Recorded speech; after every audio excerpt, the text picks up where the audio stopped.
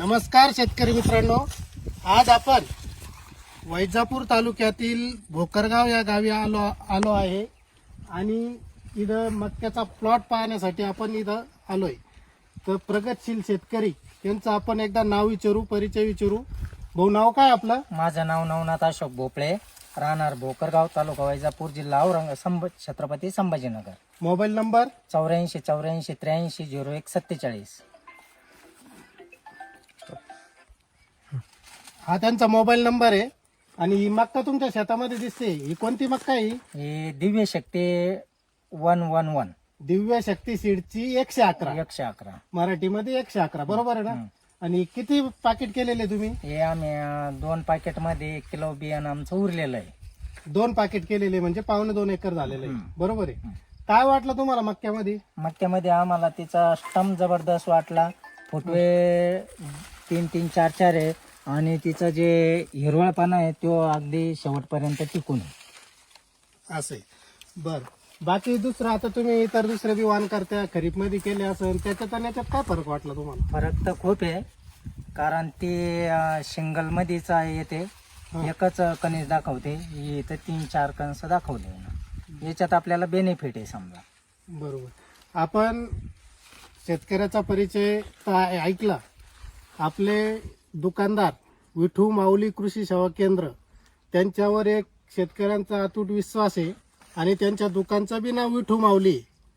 ते जे शेतकऱ्यांना देतील ते 24 कॅरेट सोनच देतील, याची आम्हाला पण गॅरंटी आणि तुम्हाला पण गॅरंटी, बरोबर आहे. शेठ, तुम्हाला काय वाटलं या मक्याबद्दल? नमस्कार, मी दीपक वाकचौरे, विठू माऊली शेती साहित्य संचालक. या ठिकाणी साहेबांनी पहिलंच वर्ष होतं मला शक्ती 111चं, की दिव्य शक्तीचा कांदा मोकटेला असेल, त्याच्यानंतर मिरची शक्ती 51 असेल, त्याच्यानंतर ही मक्का शक्ती 111 आपण इथं नवनाथ भाऊच्या शेतात दिली होती. नवनाथ भाऊचं मन पहिल्यांदा खालीवर होतं की बाबा नवीन सीड देताय, तुम्ही काय देता, कस देता. आम्ही याची ड्रिपवर लागवड केलेली. अंतर बघू शकता, 2.25 एकर क्षेत्र फक्त 7 किलो मध्ये लावलेलं आहे. मकाचं वैशिष्ट्य बघा, हे 2 कणस आहे, हे पूर्ण हे भरलेलं आहे. याला हे बघा, हे मोडलेलं आहे, याला 18 लाईनिंग आहे. 1 रुपया ठेवला ती बरोबर बिट्टी इतका आकाराचा 1 रुपया बसेल, म्हणजे याचा अर्थ बिट्टी बारीक आहे. उभ्या लाईनिंग 48 आहे, 49 दाणी आहे सेंटर पर्यंत. मक्काचं तिसरं वैशिष्ट्य असं आहे की मक्काच्या 2 कणस भरून आम्ही तिसरं कणीस इथं हे बघा इकडून आहे, या साईडला आहे, हे बघा दाखवा, तिसरे कणीस मक्काने काढलेलं आहे. म्हणजे 2 कणस फुल भरून, म्हणजे याचं उत्पन्न डबल आहे.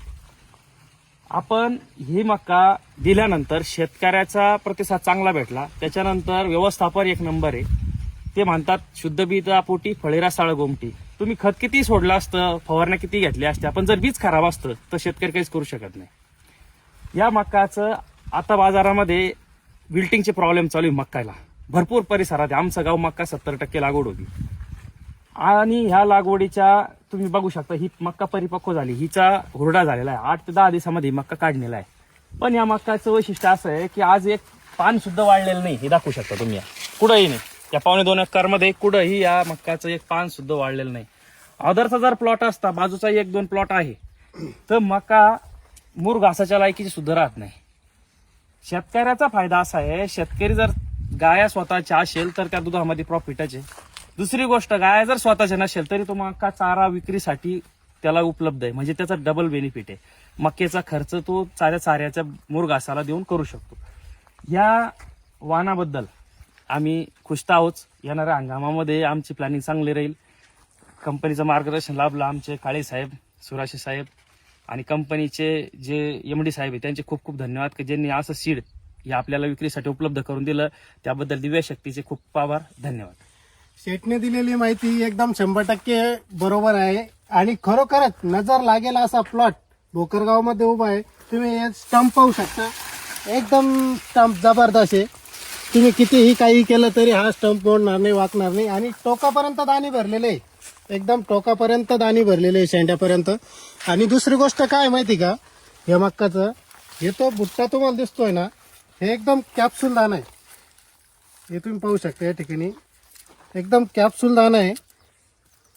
याच्यामध्ये 80% दाण्याचं प्रमाण आणि 20% बिट्टीचं प्रमाण आहे. आणि मक्का एकदम 100% परिपक्व अवस्थेत झालेली आहे. मक्का पूर्ण परिपक्व. 5 रुपयाचा ठोकळा आपण ठेवला तर 5 रुपयाचा ठोकळा एकदम ब्राईट बसतो बघा.